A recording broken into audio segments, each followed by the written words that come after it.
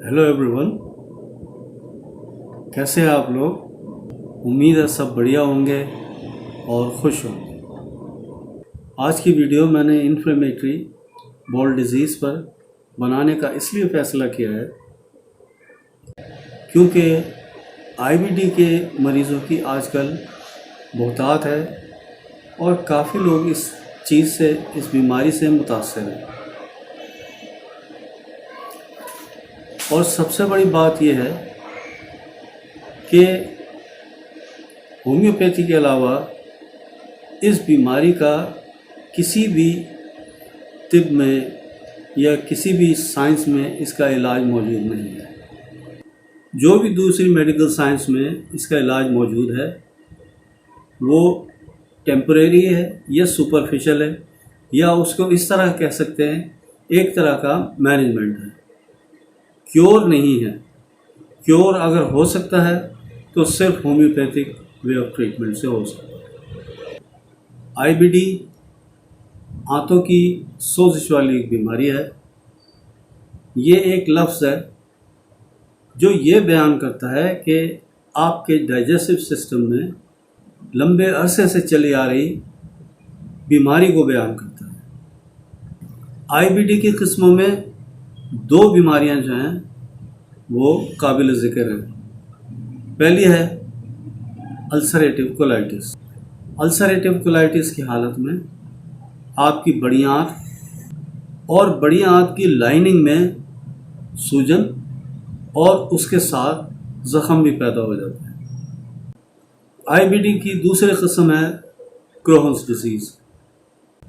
क्रोहन्स disease में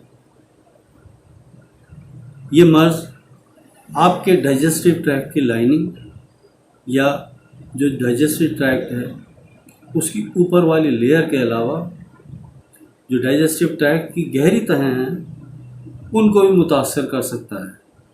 क्रोहन्स disease जो है वो अमूमन छोटी आंत की एक बीमारी है, लेकिन ये बीमारी बड़ी आंत को भी मुतासर कर सकती है और इसके अलावा जो अपर डाइजेस्टिव ट्रैक्ट है यानी जो मैदा है उसको भी गैर मामूली तौर पर मुतासर कर सकती है। अल्सरेटिव कोलाइटिस और क्रोहन डिजीज़ दोनों में एक चीज़ नुमाया है कि इस बीमारी की सूरत में इसहाल आते हैं या दस्त आते हैं और दस्तों के साथ साथ खून भी जारी हो जाता है, यानी दस्तों में खून शामिल होकर आता है। पेट में ऐंठन और मरोड़ उठती है, थकावट रहती है। इसके अलावा वज़न में गैर मामूली तौर पर कमी नज़र आती है। कुछ लोगों के लिए आईबीडी एक छोटी बीमारी है यानी हल्की बीमारी है, जबकि दूसरी जानिब बहुत से लोगों के लिए आईबीडी कमज़ोर करने वाली, थका देने वाली और जानलेवा पेचीदगियों का बाइस बनने वाली बीमारी है। इन्फ्लेमेटरी बॉल डिजीज़ के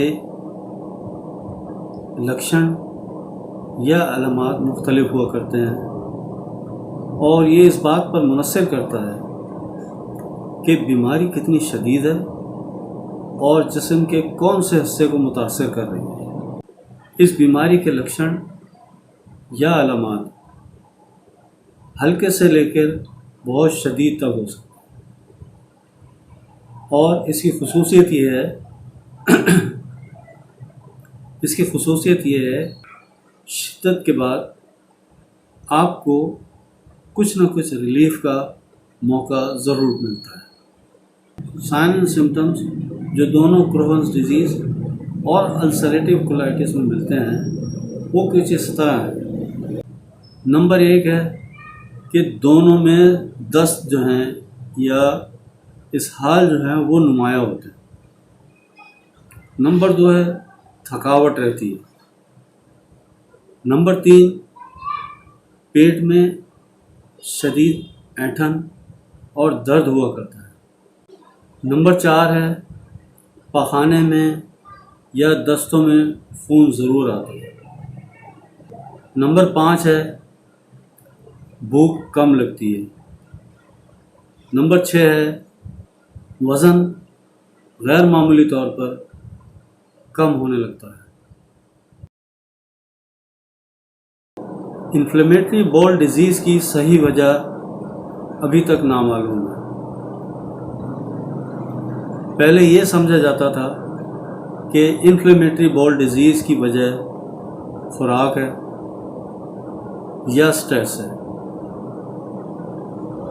लेकिन अब डॉक्टर्स ये जानते हैं कि खुराक और स्ट्रेस दोनों ही इस मर्ज़ को बढ़ा तो सकते हैं, लेकिन ये इस बीमारी की असल वजह नहीं।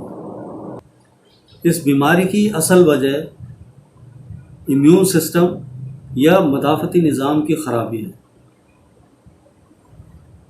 जब इम्यून सिस्टम किसी वायरस या बैक्टीरियम के ख़िलाफ़ लड़ता है तो एक गैर मामूली रद्द-ए-अमल के तौर पर हमारा इम्यून सिस्टम वायरस और बैक्टीरियम से लड़ते लड़ते वो जिस्म के जो सेल्स हैं या टिश्यूज़ हैं उनको भी डिस्ट्रॉय करना शुरू कर देता है।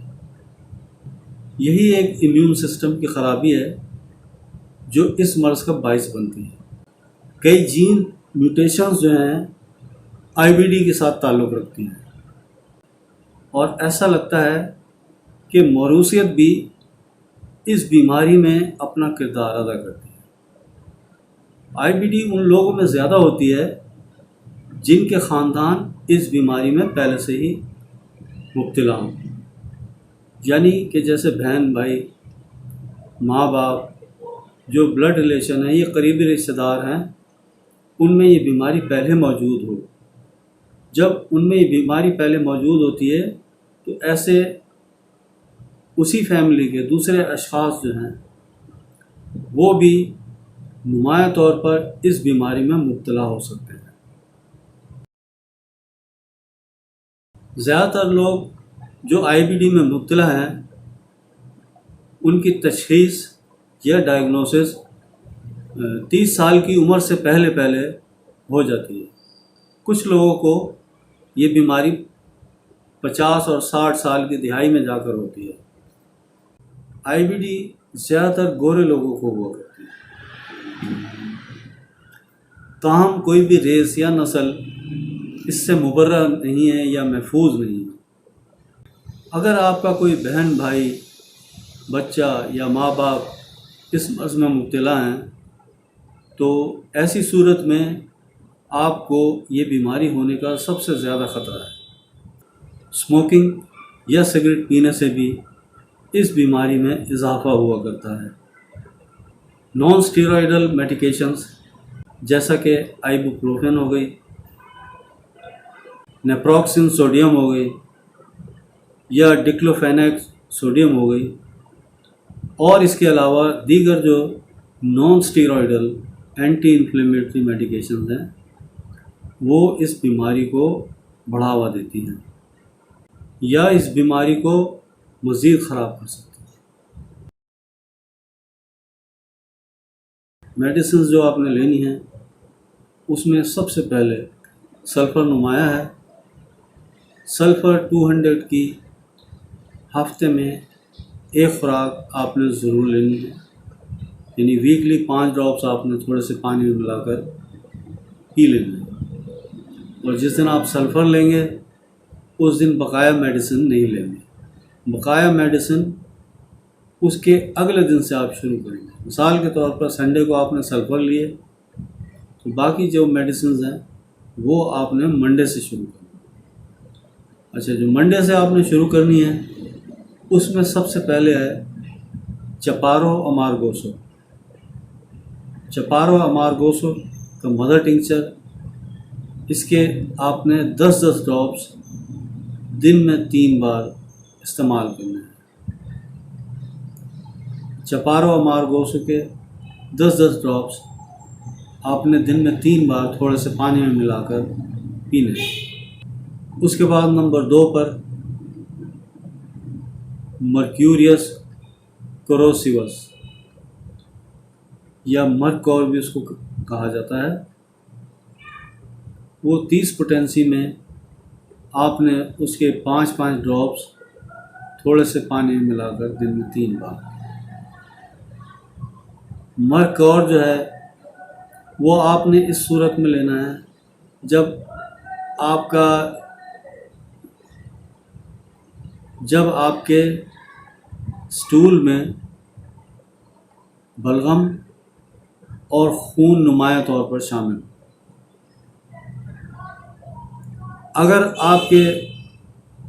अगर आपके स्टूल में खून शामिल नहीं है, बलगम बड़ी तादाद में आता है, तो ऐसी सूरत में आपने एलोज लेनी है। ये भी आपने 30 पोटेंसी में लेनी है और इसके 5-5 ड्रॉप्स दिन में 3 बार लें। याद रहे, आपने जो मर्कौर लेनी है वो उस सूरत में लेनी है अगर आपको ब्लीडिंग हो रही है।